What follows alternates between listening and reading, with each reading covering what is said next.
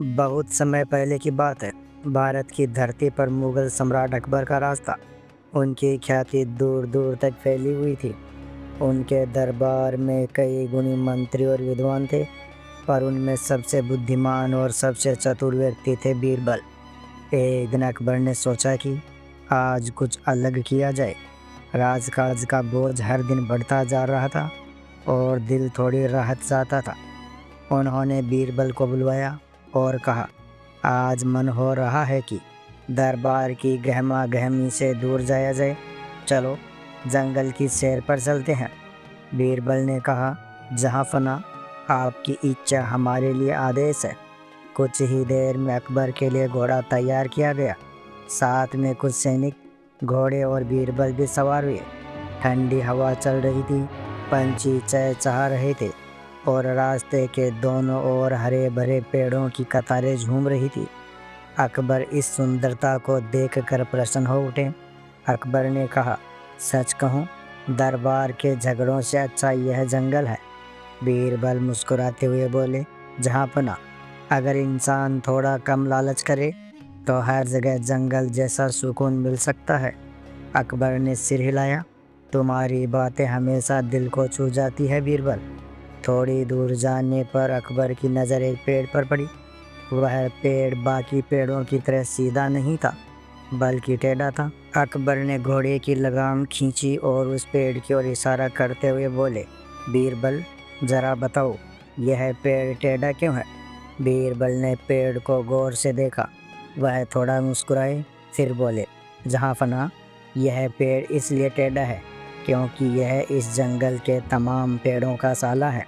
अकबर ने भौहें चढ़ाई, यह क्या कह दिया तुमने बीरबल? पेड़ और साला?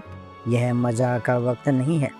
बीरबल ने बिना हिचक के कहा, हुजूर, दुनिया में मशहूर कहावत है कि कुत्ते की दुम और साले हमेशा टेढ़े होते हैं।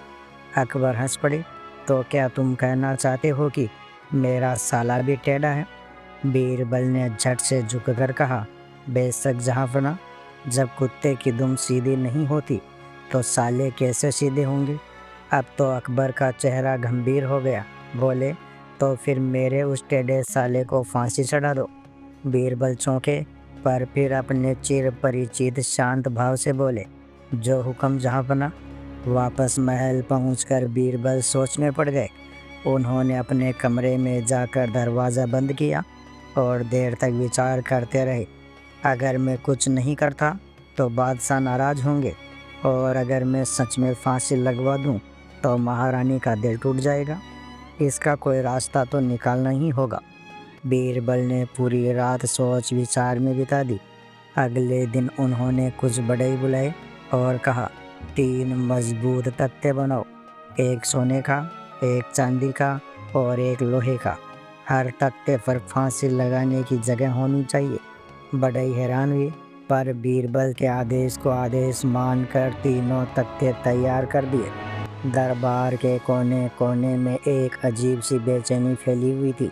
बात फैल गई थी कि आज दरबार में सरकारी साले साहब को फांसी दी जानी है।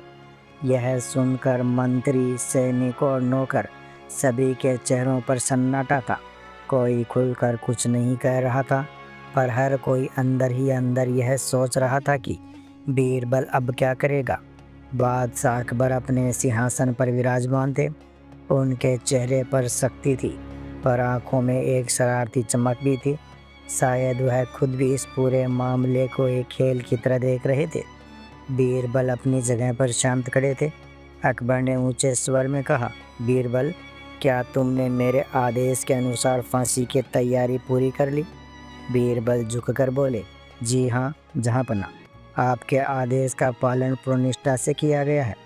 तीनों फांसी के तख्ते तैयार है, सोने का, चांदी का और लोहे का। दरबार में कुसर पुसर शुरू हो गई। किसी ने कहा, 3 तख्ते, एक ही काफ़ी था।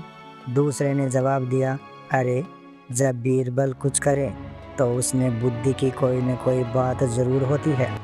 अकबर ने अपनी तलवार की मूठ पर हाथ रखा और कहा, ठीक है, लाओ वे तख्ते। कुछ ही देर में सिपाही तीनों तख्ते लेकर आए। पहला तख्ता चमकदार सोने का था। उस पर कीमती नक्काशी की गई थी। दूसरा चांदी का था और तीसरा लोहे का था।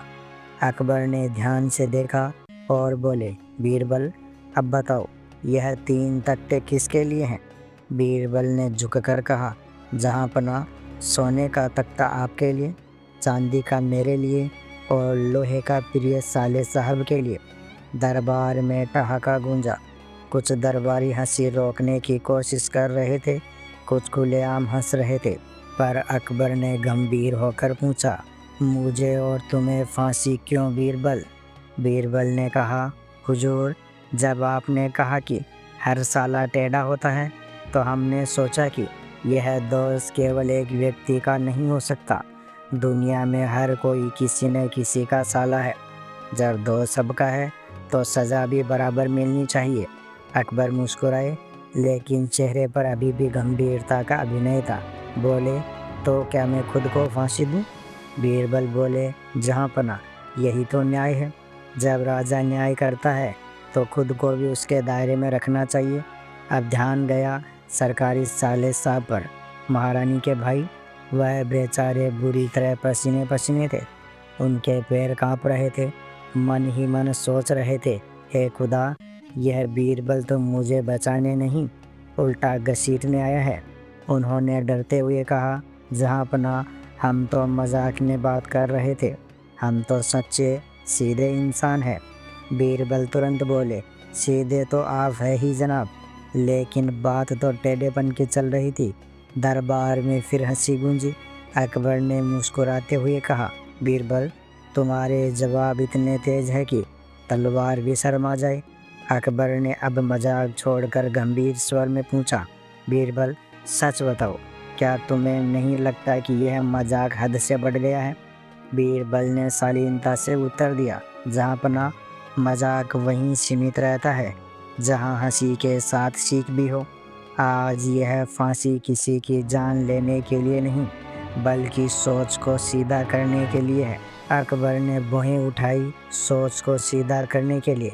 बीरबल बोले, जी हाँ जहाँपनाह, आपने देखा, जब आपने किसी को टेढ़ा कहा तो पूरा दरबार डर गया। शब्द कभी कभी तलवार से ज़्यादा घातक होते हैं। राजा के एक वाक्य से ही किसी की जान खतरे में पड़ सकती है।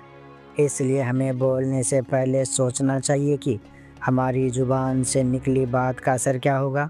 दरबार में सन्नाटा छा गया। हर कोई बीरबल की बातों पर विचार करने लगा। अकबर ने गहरी सांस ली और कहा, बीरबल, तुम सच कहते हो। मैं अक्सर मजाक में कह देता हूँ, लेकिन तुम्हारी बात ने आज मुझे सोचने पर मजबूर कर दिया। अकबर ने फिर मुस्कुराकर कहा, तो अब क्या करें इन तख्तों का? बीरबल बोले, जहाँपनाह, अगर इजाज़त हो तो मैं इन्हें न्याय के प्रतीक के रूप में रखवा दूँ, ताकि हर बार जब कोई राजा या मंत्री अहंकार में कुछ कहे तो यह तख्ते उसे याद दिलाए कि शब्दों का मूल्य तलवार से भी बड़ा होता है। अकबर मुस्कुराए, और लोहे वाला? बीरबल ने जवाब दिया, वो तो साले साहब के सम्मान में रखा रहेगा, ताकि उन्हें याद रहे कि टेढ़ा पेड़ भी जंगल की सुंदरता बढ़ाता है। अकबर ठहाका लगाकर हंसे, बीरबल, अगर तू मेरे दरबार में न होता तो मेरा राज अधूरा होता। आज फिर तूने साबित कर दिया कि बुद्धि तलवार से बड़ी होती है। अकबर ने आदेश दिया, आज किसी को फांसी नहीं दी जाएगी, बल्कि आज से हर साल इस दिन को हंसी दिवस के रूप में मनाया जाएगा, ताकि हमारे दरबार में बुद्धि और हास्य का महत्व कभी न घटे।